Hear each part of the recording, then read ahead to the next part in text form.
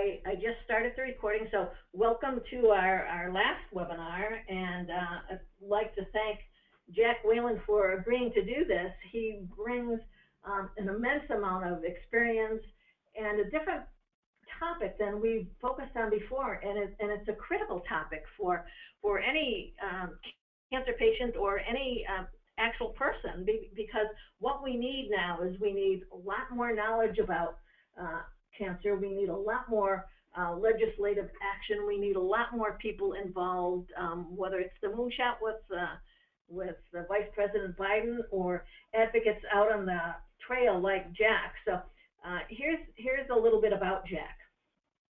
He's a 7-year survivor of a rare incurable blood cancer, and has moved from a career in IT research to research advocate after his diagnosis. Today, you're going to travel a little bit with Jack on a really intensely personal and often humorous bumpy ride that we all have been on, unfortunately, to the road of personalized medicine. And this ride is still under construction because he is still in treatment. He has encountered some relapses. He's gone through refractory detours and conflicting signals and biomarkers, inhibiting regulatory roadblocks and potholes in the healthcare system. And all of us have encountered this in some way or another, and Jack's has been is as intense as any I've read about or heard about before, because of the rarity of his cancer. So today we're going to learn a whole bunch of things from Jack that I really need to hear, and I'm hoping the rest of you do as well. One of them is why he, although he's not much of a beer drinker himself, he hangs a bottle of Guinness on his chemo infusion rack and speaker podium. So Jack, you'll have to share that story with us. I'm curious.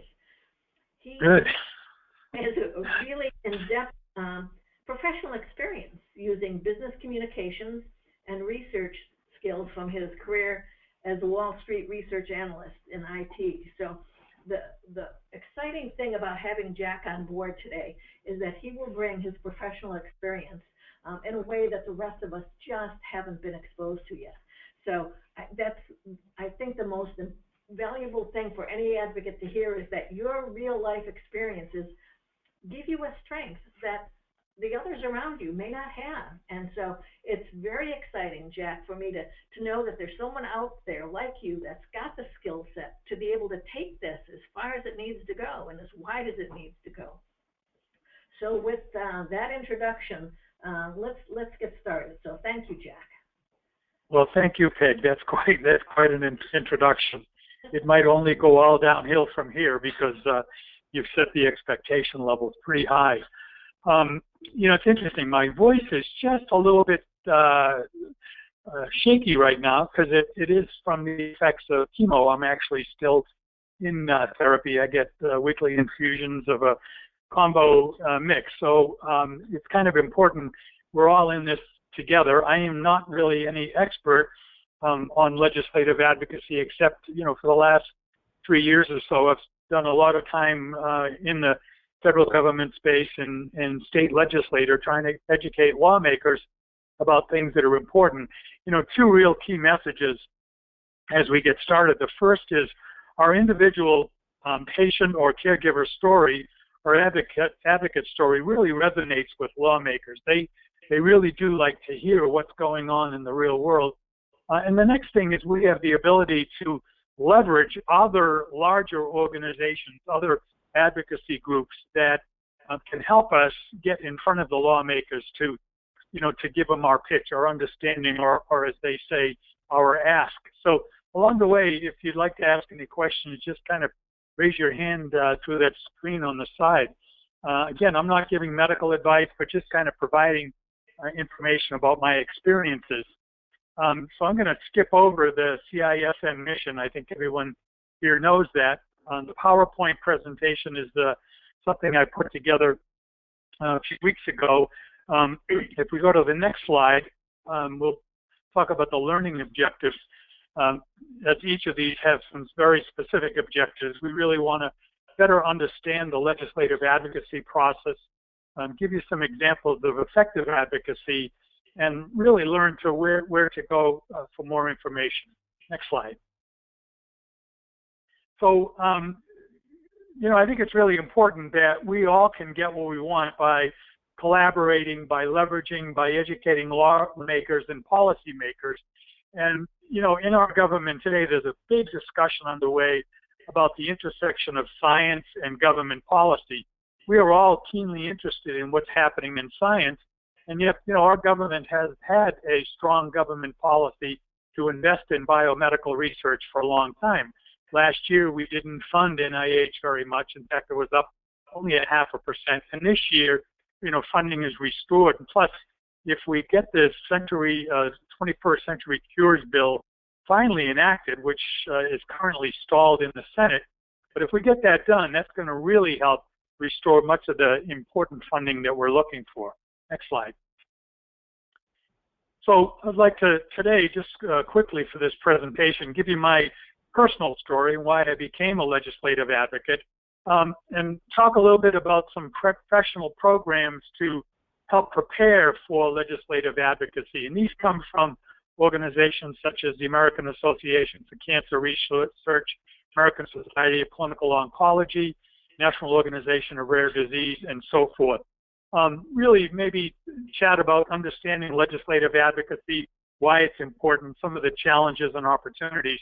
And again, my own personal experience, some tips and techniques that I've used in legislative advocacy and how to get started. Next slide. So how I became an advocate. I started attending conferences. When I was told it's a rare and curable blood cancer, it's like being asked to play a game that you can't win. So I wanted to kind of level the playing field and learn as much as I could about this cancer. At that time, when I was diagnosed about 7 years ago, there was no known chemotherapy or radiation or any treatment. And the outlook published at that time was generally in the 5-year range, and that just didn't make sense to me. So to learn this, I got very actively involved in AACR and DIA and ASCO, and over a period of time started to not only participate in the conferences, but people said, gee, would you give us your patient perspective? Started presenting posters and defending the message about advocacy, and then again go to Washington, D.C. and the local state house here in Massachusetts. Now, you don't have to go to Capitol Hill to become an advocate. In fact, it's a very busy time and very busy effort, but there's a lot you can do right from home, and we'll talk about a little bit about that. Next slide. So the American Association for Cancer Research, the first thing I would do is you just Google AACR advocacy tool. They have an incredible website. It's one of the best.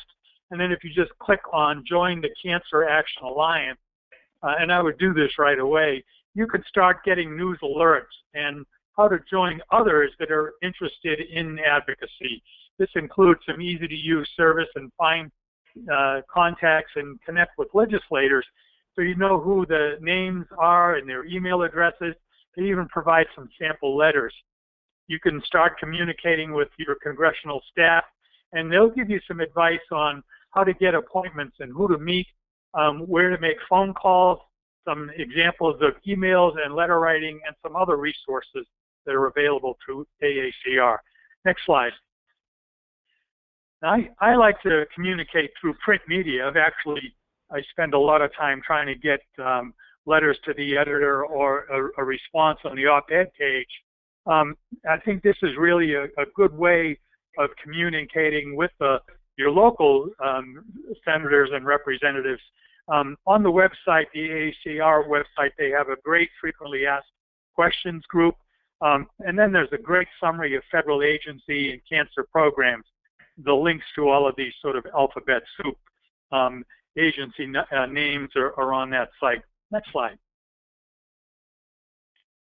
I think ASCO, I'm very active with ASCO. They have what's called the ACT network. You can go to the website, and again, I would join this ACT network to start getting email updates on issues that are important to us in advocacy. It's also an easy-to-use service. It's easy to connect and find your legislators. You can actually see how they voted, It's a very easy way to send email and sample letters as well. Again, I think the key issues for all of us are to really rationally fund biomedical research, supporting the 21st Century Cures bill, which was in H.R. 6 when it was in the House, and it's in the Senate. Now, it will pass the Senate. The question is, how will it be funded? I think personally I was really actively involved in the Cancer Drug Parity Act. On the local basis, it was called the Oral Parity Chemotherapy Bill. We need to get this passed at the federal level, which basically says no matter how you administer a chemotherapy, by way of infusion or pill form, the insurance company should pay for it. So right now, none of the government insurance companies, government insurances, pay for it. So CMS or the Veterans Administration or TRICARE won't provide full coverage for what's called pharmacy coverage. And CMS for seniors is a major problem. You know, we're all aware of the donut hole issues, the shortcomings of the negotiated Part B. The second phase of that negotiation has never been completed. Next slide. So again, it's one of the key pieces of legislation, or there's a few, is the Patient Access to Treatments Act. This is in the House. There's a Childhood Cancer Survivor Act called the STAR program. There's another one called the PACT program and others. These are things that I'm keenly interested in, principally for cancer advocacy. Next slide. Another group that I find to be very effective is the National Organization for Rare Disease. Now, not surprising, as my cancer is quite rare, affecting about 12 to 1,500 people a year. NORD was really very helpful in getting our little advocacy group up and running. We do our own funding and education and support, and it was really an organization that spun out of NORD. NORD is particularly helpful at the state and regional level. They conduct a lot of local meetings and webinars. They're encouraging patients to share their rare story and interests. They also provide a great information flow, news and information and calls to action. And the thing that they do very effectively is be associated with larger organizations within NORD itself. Next slide. So this, again, some of their key advocacy issues right now are advancing basic and translational research. And these are, you know, funding for basic and translational research. This is very expensive research, and our lawmakers have to understand the level of investment that's required to develop these next generation therapeutics. Local advocacy or advocacy in your communication include everything from the specialty tiers legislation. This is, again, it's a negotiation of the way insurance companies will reimburse for different classes of drugs. It's absolutely critical that we get the newborn screening programs expanded. There's been a lot of work underway that still needs to be expanded for more screening purposes.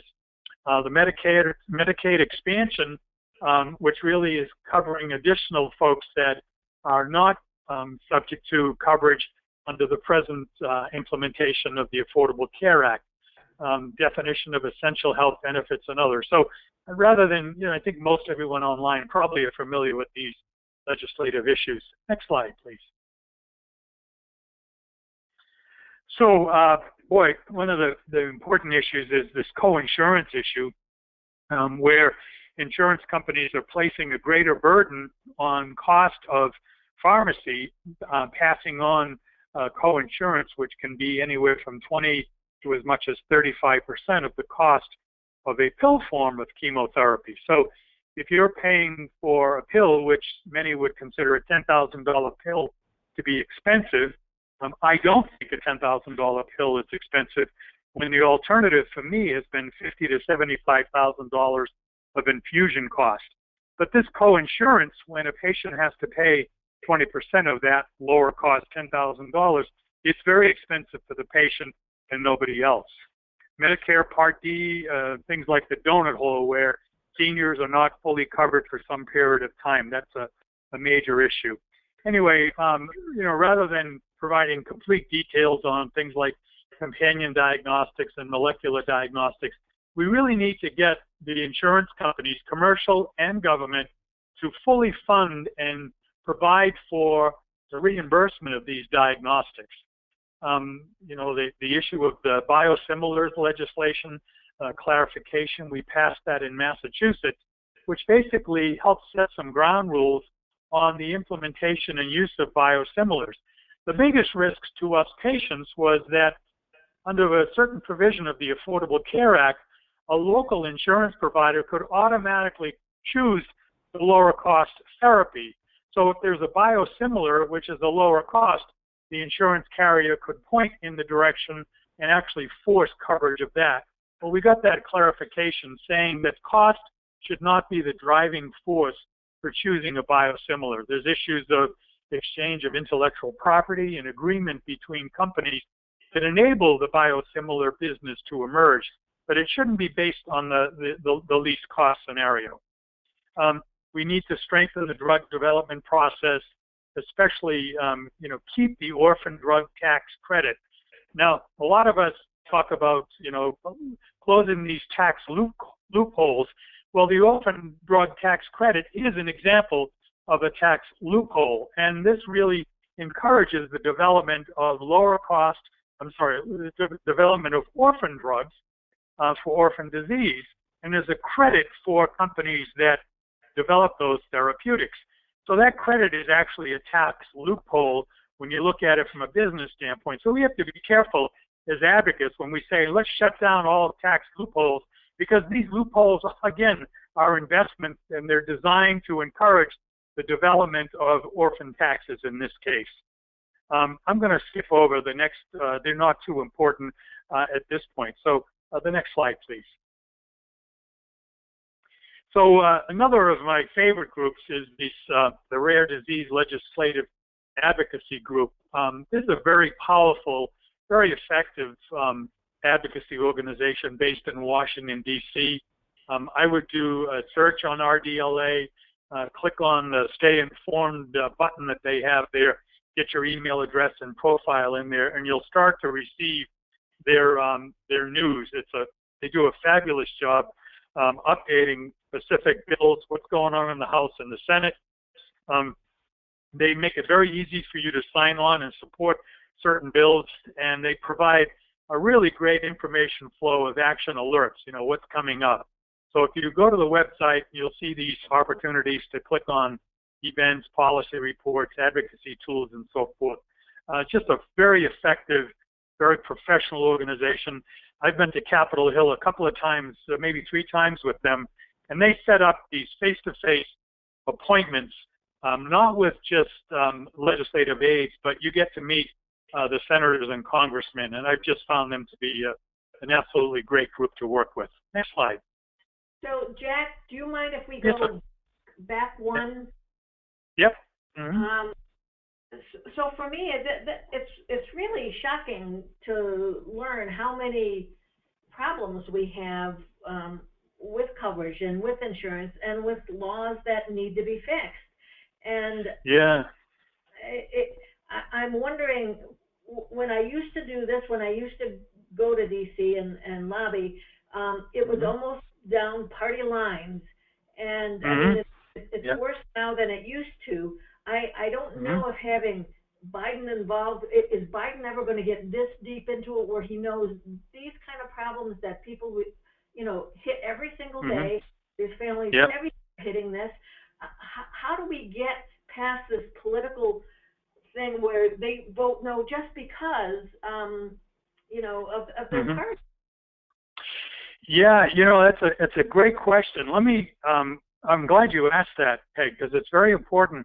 A lot of us have this mistaken belief that, you know, one political party seems to be more aligned with good health care and good policy. And I can tell you, if you approach meeting with lawmakers in a partisan way, you know, either leaning towards the left or to the right, you might be surprised.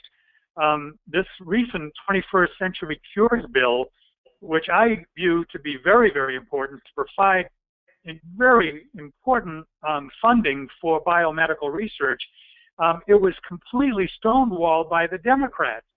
And you wouldn't expect that, because of, what we see in the press and I mean, the purely, these saber rattling that goes on both in the House and the Senate is very irritating.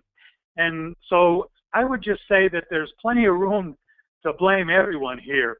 One of the problems also, Peg, is that I've learned that when you turn 65, you're kind of disconnected from what's happening.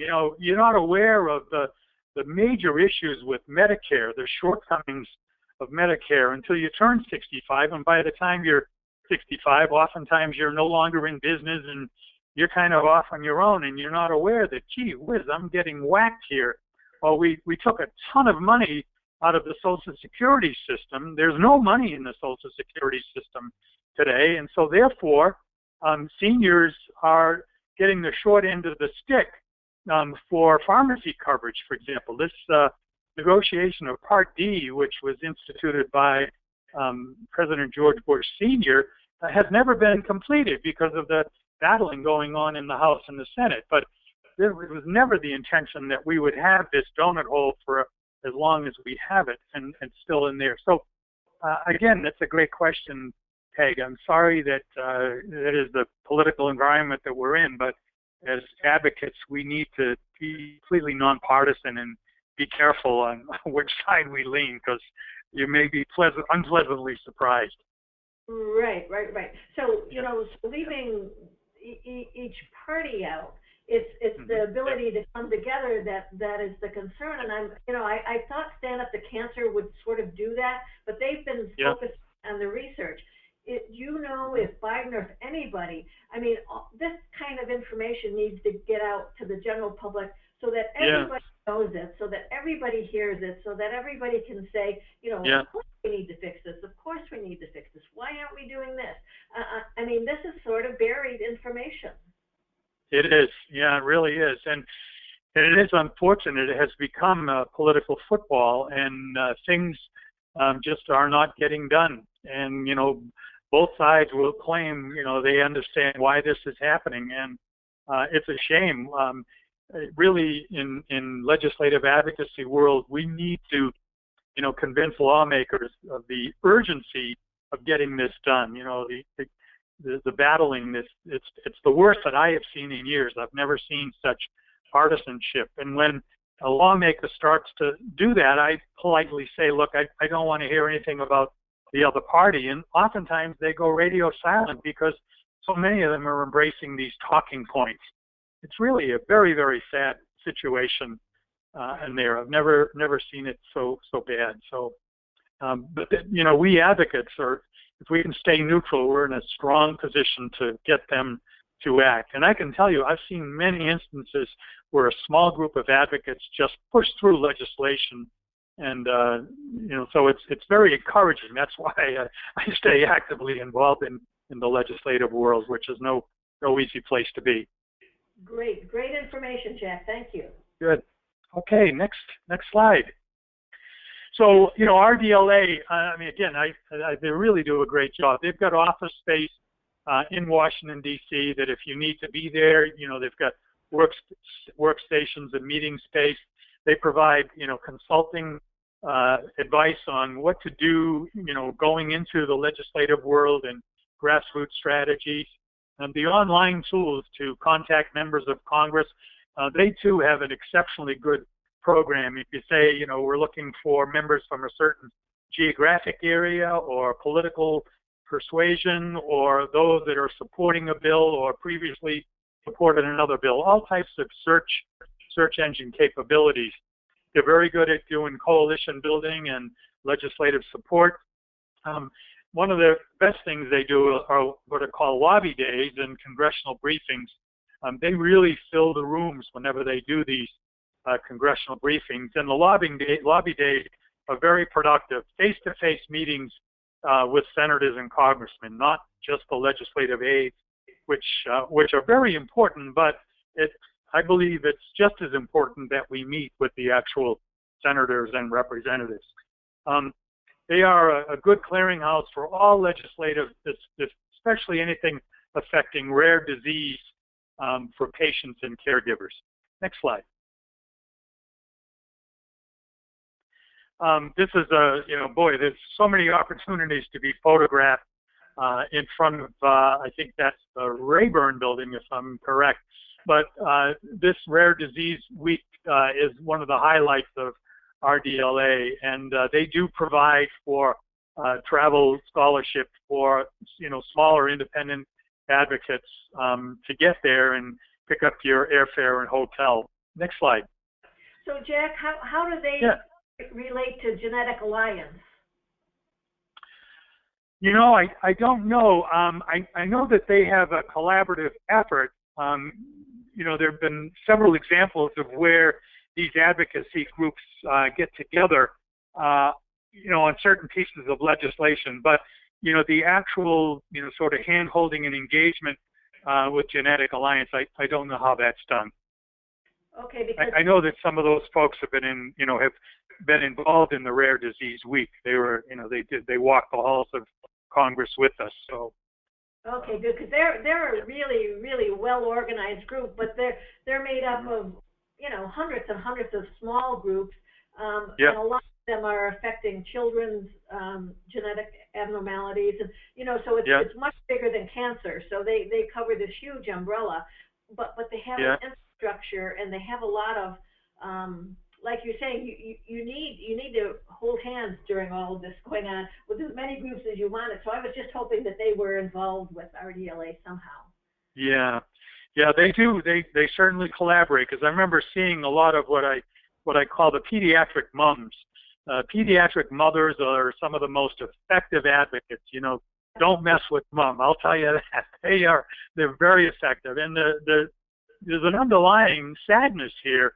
Many of these, pediatric diseases, the children don't survive, and that is the great tragedy. They're diseases about which we know very little, and the young children don't survive, and we don't get the opportunity to study them. They don't, develop into chronic illnesses in many cases. So, the pediatric issues, I think, are really critical, and I can't imagine any scenario where a lawmaker should get in the way of that kind of research. And yet it's still not well funded. We still need to do so much work there. Yeah, okay, thank you. Yep, next slide. Okay. So something I'm really excited about, I think this is an incredible program. It's generally managed by American Association for Cancer Research, AACR, does this Rally for Medical Research at least once, sometimes twice a year, and just get all kinds of advocacy groups together. Last year, 2 years ago, we had somewhere around 200 advocacy groups show up and participate with these meetings on Capitol Hill. And then during the month of August, when our lawmakers are at home on recess, I think that's one of the best times of the year to go out and do local district advocacy. So the Rally for Medical Research includes a bunch of visits on Capitol Hill and then a bunch of visits at the local district offices. And it's very well organized. Professional advocacy organizations come together, and really Marge Foti, who is the president of AACR, kind of gets these organizations to collaborate and to politely crack the whip, get us all on the same page. And it's an exceptionally well-run program, this Rally for Medical Research. Next slide. So one of the things that AACR and other groups do is provide these, what I call the productive visits to the Capitol Hill. You get whether you're on an iPad or iPhone or Android device, you get these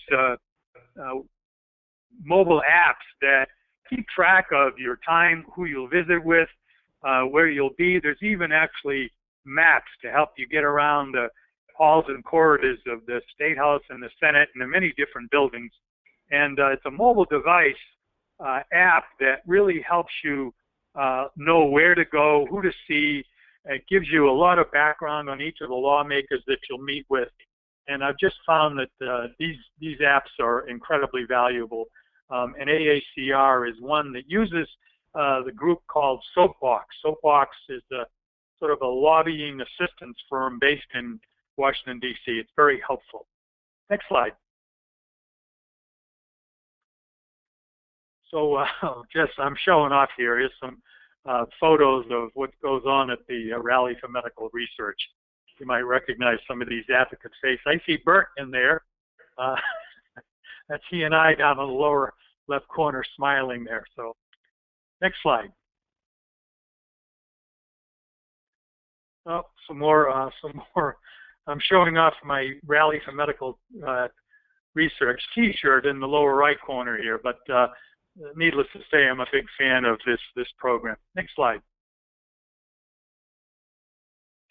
The American Association for Cancer Research has a number of good, what we used to call in sales, leave-behinds. These are documents. The one on the upper left is the Cancer Progress Report. Each year, AACR puts out a very comprehensive report on what's happening with cancer research, what progress is being made. In the 2004 issue in which I was featured, it was really done very well, and senators and representatives really appreciate this stuff. There's a digital edition and a PDF version of it.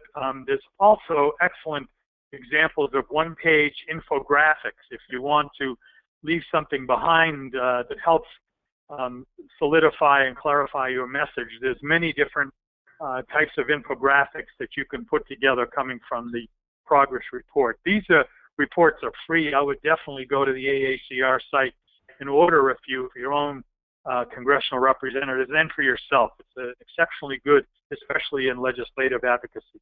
Next slide. As I said, there's no need to go to Washington. You can learn the issues. I would, again, focus only on one or two that are really important to you. You find the right contacts, whether they're senators or representatives, including aides, by going to these two websites, Senate.gov and House.gov. And it's very easy. You plug in your zip code, and it comes back with who the people are that you need to talk to. Actually engaging in social media. I do a little bit of Twittering and Facebooking. And I'll tell you, when you tweet something about a local congressional representative, they come alive. They see the tweets and they do respond. So I ask them to, personally follow me. I send them a personal message when somebody clicks on a tweet, and it's a great way to engage with people that have a keen interest in your legislative advocacy work. Next slide. These are some of my recent asks. An ask is one of those professional terms that they use. They're always saying, well, what's your ask? For me, I really think it's important that we support the increase for the 2016 budget appropriations for NIH and NCI. As I said before, NIH's budget last year only increased 0.5%, which doesn't keep up with inflation. Now this year, that budget increase has been restored, and the 21st Century Cures bill gets through, and there may be subsets of that get through. They'll get some really important research for these young principal investigators who, for the last couple of years, didn't get the research dollars they were expecting. The Cancer Drug Parity Act that has been passed at the state level, I think somewhere around 28 to 30 states have passed it. We need to get it passed at the federal level as well. Get the 21st Century Cures bill through the Senate. The Senate is voting yes, but right now it's stalled because they haven't come up with a way of finding funding needed. But the House of Representatives has already passed the 21st Century Cures Act. Next slide. So, Jack, before we leave this, a lot of professional people, I'm not quite sure about politicians, but they all want to know these dollar figures, and I'm wondering if anybody has actually ever tabulated, as an IT guy, how many lives lost due to medications that haven't been available to them, and what that means to our economy dollar-wise. I'm trying to figure out ways to get people to, in Washington, to expand what they're voting for. And sometimes money is the only way that they understand it, not how to get it, but even why it would matter. And so I've lost that, or maybe lost productivity matters. Yeah, boy, you know, again, Peg, that's a great question. A lot of the stuff that you'll find on these advocacy websites, people have done the homework. They've actually said, you know, for every dollar invested in NIH, we get a return of $2.3, you know, $2.30 that goes back into the economy. So much of that information is there. But I'll give you a little tidbit that some research I had done on my own. You know, as you know, in the United States, we pay substantially higher healthcare costs than any other nation. In fact, there are only two nations that have a higher healthcare cost than ours, and I'll go into that in a few minutes. But the one thing we always have to remember is that we tax our corporations twice the federal tax rate of any other country. There's only two countries that have a higher federal tax rate than us, and that's Chad and United Arab Emirates. So when you look at the total cost of not only pharmacy, but overall health care, if we made this a tax-exempt industry, like the weapons industry, like the Department of Defense industry, you know, I say that we could dramatically, immediately reduce the cost of not only pharmaceuticals, but of the whole healthcare system. So remember, every dollar that we're spending, a big chunk of that flows directly into the tax structure. So when you hear that the cost of healthcare per patient in the United States right now is about $8,750 per year, and this is the number that comes from the OECD, which is based in France. This was an organization developed by the Marshall Plan after World War II. And they monitor all of the major democracies of the world in the cost of healthcare. So ours in the U.S. is $8,750, and the nearest one to us, I believe, is Germany, which is somewhere around $3,800. So when you look at this number, the funding that we provide for NIH and NCI comes out to less than $100 per person living in the United States. So if you look at the cost per person for healthcare being $8,750, and the cost for the investment in government research being less than $100 per person, you can see there's a major disconnect. Now, of course, commercial and private industry makes about half of the investment that we put into biomedical research. So even still, it's only a very, very small amount of money. But Peg, you raised a good question. We need to quantify these dollars, and when you look at we're spending so little on research compared to the actual cost, we're not doing this right.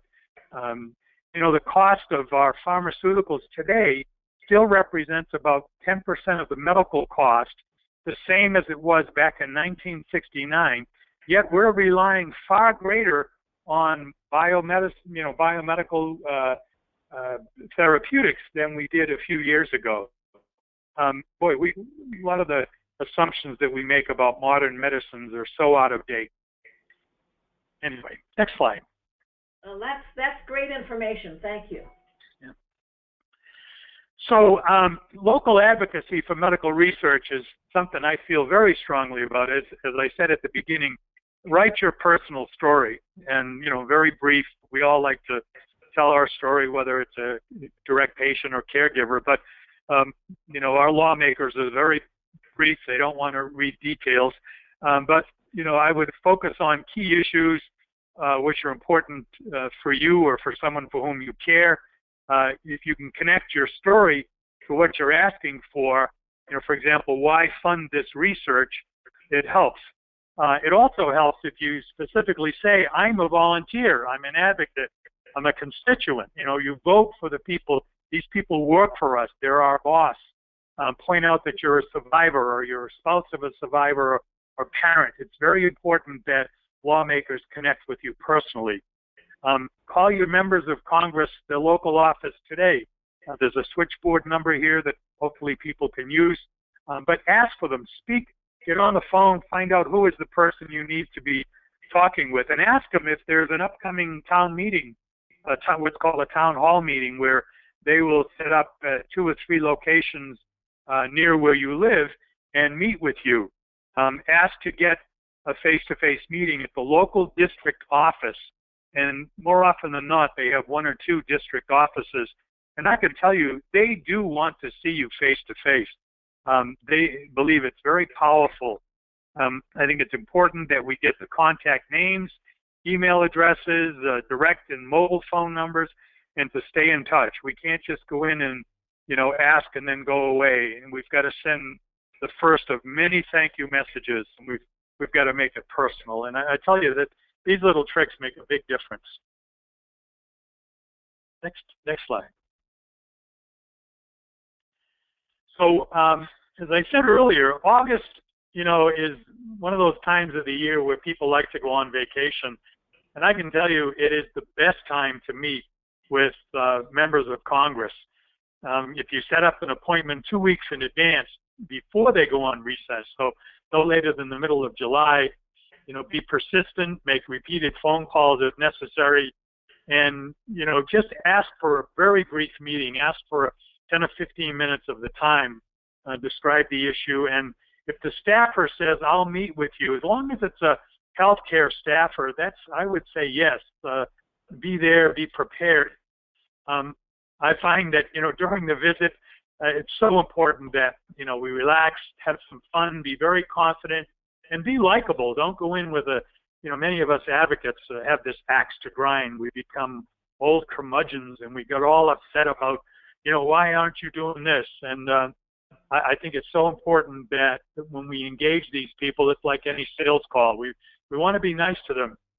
There's a book that I strongly recommend. It's called The 1 Hour Activist by a guy named Christopher Kush, and it's a fabulous, easy-to-read book that talks about the hook, line, and sinker.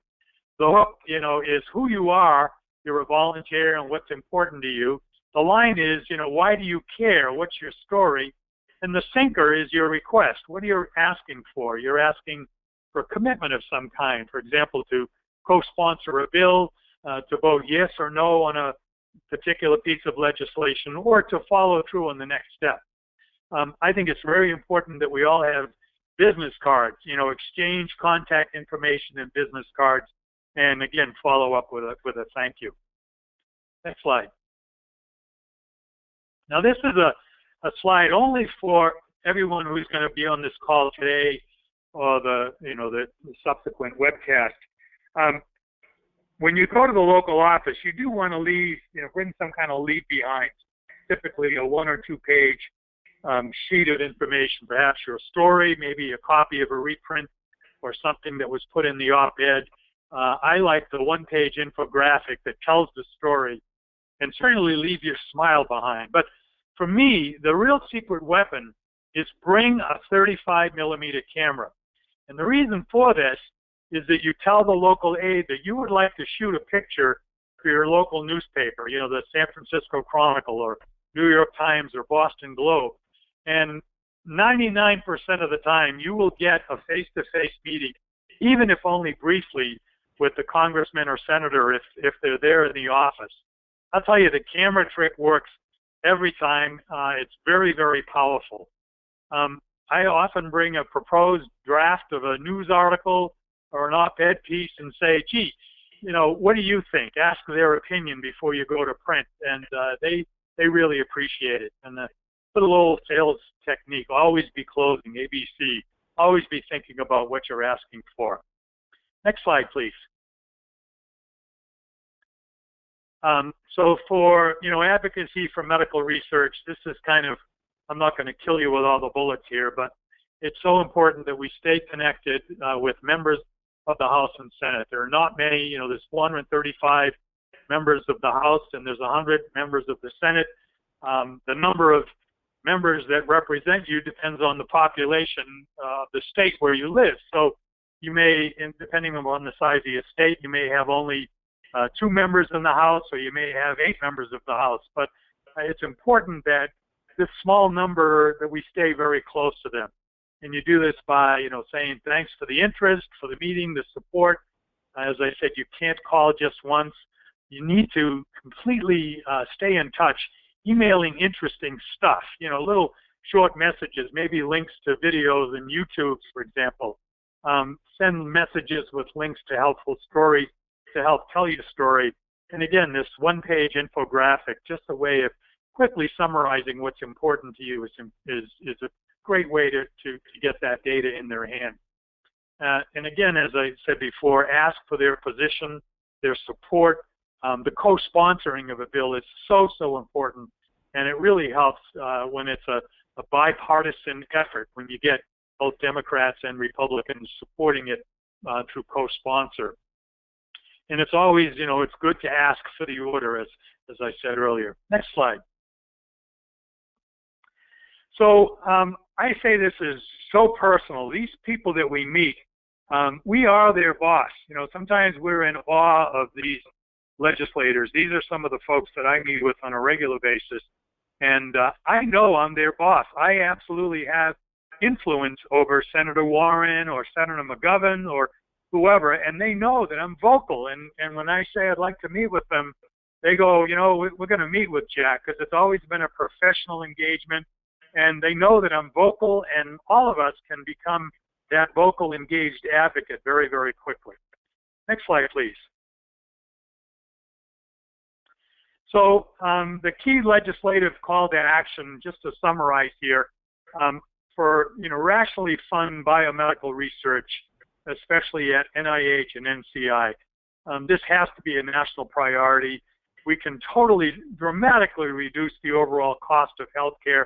All of us in advocacy are well aware of what's going on with these molecular targeting agents. As Peg mentioned, I'm riding this road to personalized medicine. It is a bumpy road because it's still under construction, but the opportunities for dramatic savings are before us.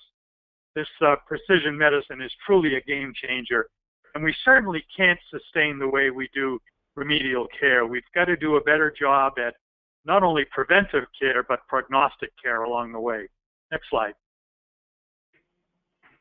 And I think that's it. This is one of my favorite images, never give up.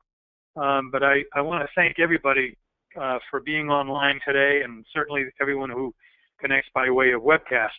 Peg, if we'd like to open it up for questions now, I'm happy to answer anything. Okay, that's great. That was an amazing talk, Jack. Just amazing. Lots and lots.